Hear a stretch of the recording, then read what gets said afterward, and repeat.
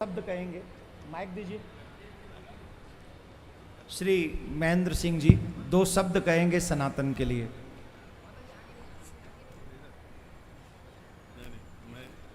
आगे आ जाओ।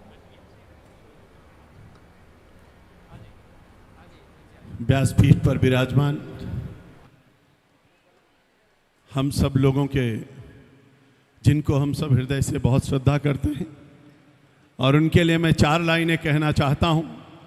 असिद्ध ग्रीष्मम शातक जलम सिंधु पात्रे सुरतर शाखा लेखनी पत्र मुरबीयम लिखति यद गृहीत्वा शारदा सर्वकालम तदभ गूढ़ामीशम पारम नयाति। अगर असिद्ध गिर पर्वत को स्याही मान लिया जाए, समुद्र को बर्तन मान करके घोल दिया जाए, धरती को कागज मान लिया जाए और धरती पर पाए जाने वाले वृक्षों की टहनियों को कलम बना दिया जाए, माँ सरस्वती स्वयं जिनके गुणों का बखान करना चाहें नहीं कर सकते। ऐसे व्यासपीठ पर विराजमान आदरणीय गुरु जी के श्री चरणों में मैं बारंबार प्रणाम करता हूँ, बहुत बहुत स्वागत और अभिनंदन करता हूँ। गुरु जी की बड़ी कृपा है। अभी गुरु जी जब बोल रहे थे तो ऐसा लग रहा था केवल भागवत कथा नहीं, राष्ट्र कथा भी यहाँ पर चल रही है। भागवत कथा के साथ साथ राष्ट्र कथा चल रही है। लोग सोचते हैं, कल्पना करते हैं। गुरु जी कह रहे थे एक दिन लखनऊ में नहीं, कितनी बार आसाम की कथा में मैं आपके था, उन्नाव के कथा में आपके था, देश करके लखनऊ में वो बात बोली थी, इसलिए वो उस बात को बोली थी, तो मैं उस बात को बोल देता हूं। आज से 1,98,58,85,128 वर्ष पहले सूरज की पहली किरण धरती पर आई थी। सतयुग बीत गया 17,28,000 वर्षों का, त्रेता बीत गया 12,96,000 वर्षों का, द्वापर बीत गया 8,64,000 वर्षों का, कलयुग के बीत गए 5,128 वर्ष। 6 मनवंतर बीत चुका, 7वां मनवंतर चल रहा है। 7वें मनवंतर की 28वीं चतुर्युगी चल रही है। 28वीं चतुर्युगी का कलयुग चल रहा है। कलयुग का प्रथम सोपान चल रहा है। तब भी भागवत कथा थी, आज भी भागवत कथा है, आगे भी भागवत कथा होती रहेगी। अद्भुत संयोग है। गुरु जी आप तो केवल कथा ही नहीं, बहुत सारे माध्यमों में दुनिया को संदेश देते रहते हैं। मैं तो कहता हूँ वृत्त्यम यत्न संरक्षित वित्तम्याति याति चा अचीड़ो वित्तता चीड़ो वित्तस्तु हतो हता। हमारे यहाँ कहा गया है कि बहंति नद्या स्वयं वनाभ्या स्वयं न खादंते फलानि वृक्षा धारा धरो वर्षतनात्म है तो परोपकाराय सताम विभूत्या। धन्य है हमारी भारत की धरा। और इसीलिए गायंती देवा किल गीत गानी धन्यास्तुते भारत भूविभागे। धन्य है महाराज जी, आप जिस तरीके का जागरण कर रहे हैं।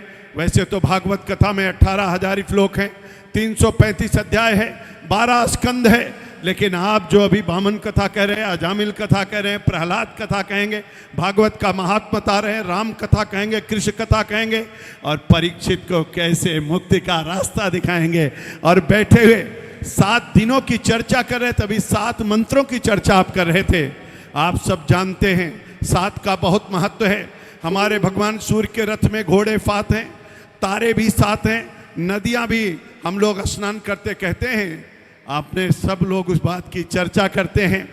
ब्याह के समय 7 फेरे भी होते हैं, समुद्र के धरती के नीचे 7 तल भी हैं, और हम कहते हैं 7 चलने का इरादा जब जमा हो जाएगा, आदमी मिले आदमी का कारवां बन जाएगा। तू किसी के पाँव के नीचे तो रख थोड़ी जमी, तू भी नजरों में किसी के आसमां बन जाएगा। गुरु जी ने कहा है 2 मिनट में बात कहनी है।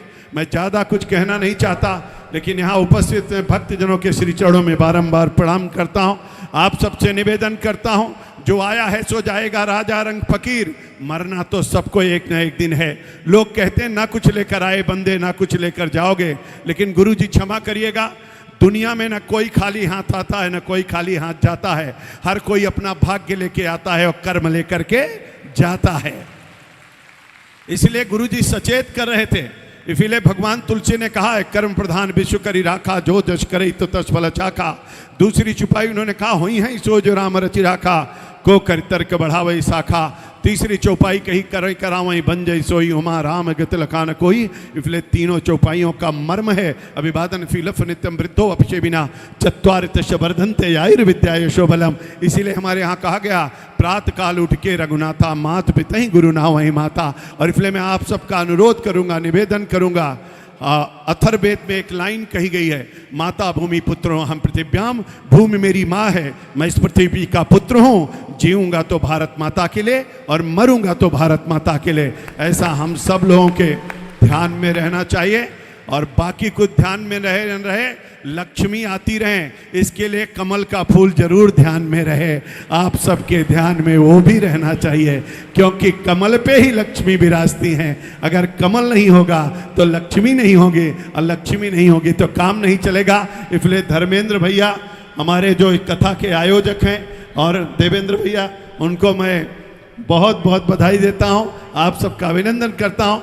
जलते हुए प्रकाश से कहूंगा, शुभम करोति कल्याणम आरोग्यम धन संपदा शत्रुपति विनाशाय दीपक ज्योतिर्नमो वस्तुते, दीपक ज्योतिर्प्रभा दीपक ज्योतिर्नादना दीपो हरत में पापम दीपक ज्योतिर्नमो वस्तुते।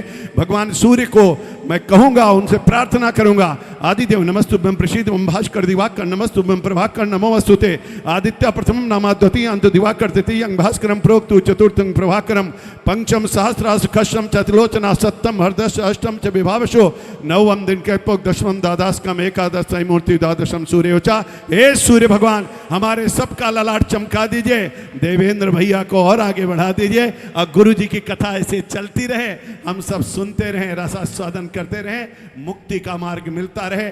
आप सबका स्वागत, अभिनंदन और बधाई करते हुए एक बात जरूर कहूंगा, बता सको तो राह बताओ, पथ भटकाना मत सीखो, और बिछा सको तो फूल बिछाओ, सूल बिछाना मत सीखो, और जला सको तो दिया जलाओ, दिल जलाना मत सीखो। इसी भाव के साथ आगे बढ़ते रहिए। गुरु जी के श्री चरणों में प्रणाम करते हुए अपनी वाणी को देता हूँ विराम। बोलिए जय जय श्री राम, जय जय श्री राम, जय राधे कृष्णा, राधे राधे, हर हर महादेव।